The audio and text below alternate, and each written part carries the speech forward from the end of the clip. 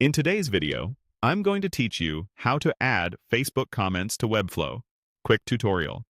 We're going to set up a Facebook-style comments section on your Webflow site using a third-party widget, then embed it so it shows up live on your page. Before we begin, have your Webflow project open in the designer so you can drop the code in when it's ready.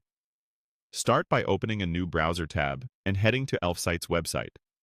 On their homepage, click Explore Widgets. This takes you to a gallery of tools.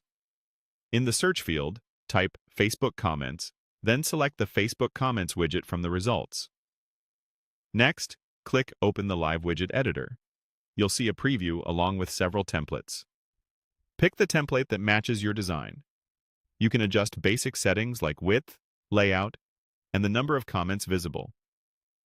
When you're satisfied, click Continue with this template. Now, choose Add to Website for free.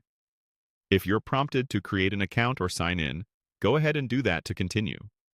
In the widget dashboard, click Publish. If any plan or upgrade screen appears, simply follow the on-screen prompts to proceed with the free option. After publishing, look for the Embed Code option. Click it to reveal your installation snippet, then copy the entire code to your clipboard.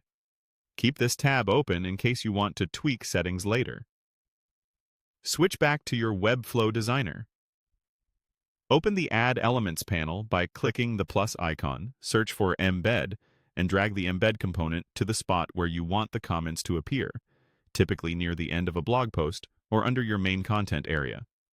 When the HTML embed editor opens, paste the code you copied from Elfsight and save. With the embed in place, publish your Webflow site to your chosen domain. Once the publish completes, open the live page and scroll to where you added the component. You should see the Facebook comments section load in a moment. If it doesn't appear, double-check two things. First, that your widget was published in Elfsight, and second, that any page URL setting inside the widget matches the page where you're embedding it. Many comment widgets let you target a specific URL, so make sure it's set to the live address of your Webflow page. For best results, place the widget in your blog post template so it shows on every post automatically.